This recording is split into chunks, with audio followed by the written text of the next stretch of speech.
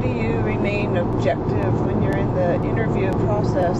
What if the person sitting in front of you really offends you in some manner?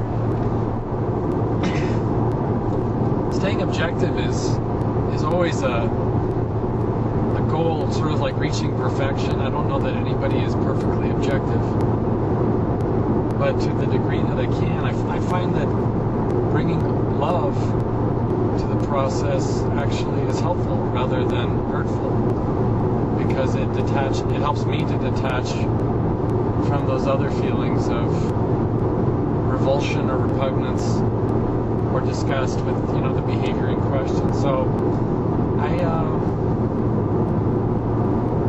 generally though, I have to say when I'm reading a file before I go into a jail to interview somebody, when it's all down there in black and white in the file, it's a lot more black than it is white.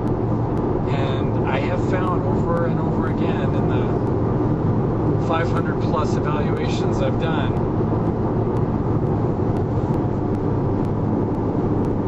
that getting into the jail, even with some sort of emotional response,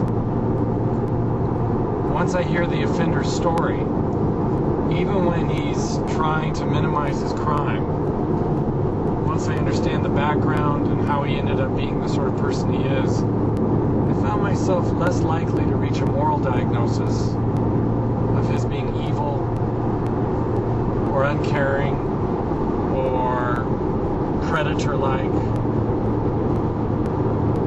I'm far less likely to go for that sort of a diagnosis, and far more likely to find some sort of clinical explanation for the behavior that makes sense to diagnosticians anywhere in the world.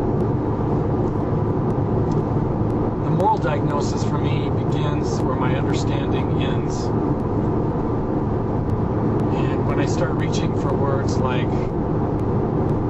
predator-like, I want to be sure that I'm not just having an emotional reaction, but I'm actually describing a pattern of behavior that over time indicates this person really does see victims the same way a robin eyes a worm.